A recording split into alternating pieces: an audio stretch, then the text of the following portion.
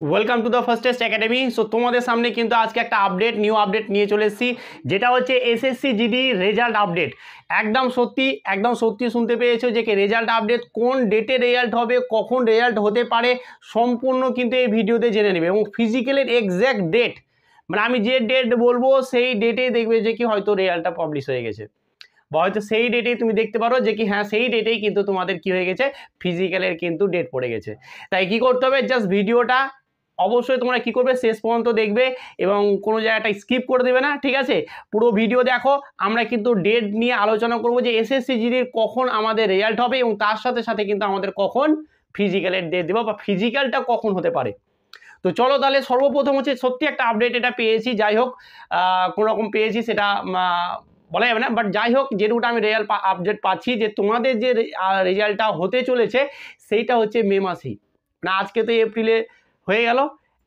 এই যে মে মাস আসতে চলেছে, সেই মে মাসের আমি যে ডেট বলছি দেখবে যে কি আশা করি সেই ডেটের মধ্যেই কিন্তু তোমাদের রেজাল্টটা পাবলিশ হয়ে গেছে। তো বিশাল বড় একটা আপডেট, ওই কারণে কিন্তু আমি তোমাদের সামনে ভিডিওটা নিয়ে আসলাম। অনেকদিন আমি এসএসসি জিডি রেজাল্ট বলো, কাট অফ বলো, এইসব ভিডিও করিনি। আর তোমাদের ক্লাস চলছে অনায়াসে, খুব সুন্দর ক্লাস চলছে, যেটা হচ্ছে যে কি তোমাদের এসএসসি জিডির ম্যাথ, রিজনিং, জিকে সমস্ত ক্লাস আমি কিন্তু এই চ্যানেলে দিচ্ছি এবং বেসিক ক্লাস দিচ্ছি। তো সেই ক্লাসগুলোই দিচ্ছিলাম, কিন্তু একটা আপডেট জানতে পারলাম, ওইখানে কিন্তু তোমাদের সামনে আপডেটটা নিয়ে আসলাম। তো চলো সেই আপডেটটা কিন্তু আমি তোমাদেরকে জানাই।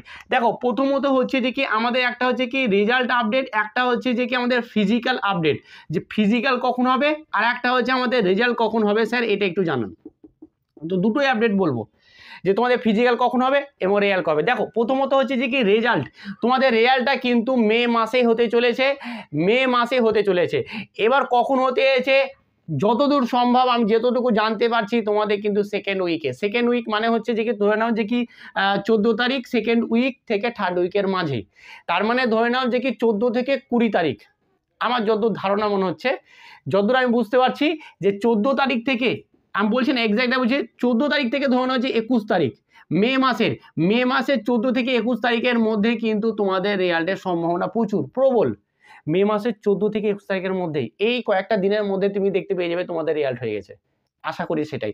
এবং তাহলে ফিজিক্যালটা কখন হতে পারে, ফিজিক্যালটা কিন্তু তোমাদের এবারে যে ফিজিক্যালটা তোমাদের ভোটের পরেই হবে। সেই রেজাল্টটা কখন হতে পারে, ফিজিক্যালটা কখন স্টার্ট হতে পারে, আমি যতদূর এটা কিন্তু এক্স্যাক্ট, আমি যদি রেজাল্টটা দেখবে যে কি এই ডেটেই বেরোচ্ছে যতদূর সম্ভাবনা, আমি বিশাল একটা মানে খবর যা পাচ্ছি।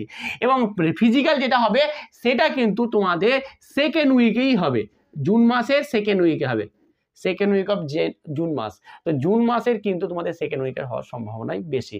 তো আশা করি এই যে তোমরা অনেক দিন ধরে বসে আছো রেজাল্ট কখন হবে, তার কিন্তু একটা খবর পেলে, আমি ভিডিও বানাইনি এসব নিয়ে, ঠিক আছে? তো তোমরা এই আশা করে থাকো, আর বেশি দিন অপেক্ষা নেই, জাস্ট ভালো করে ফিজিক্যালটা করো, ফিজিক্যালের সময় কিন্তু কাছেই আসছে।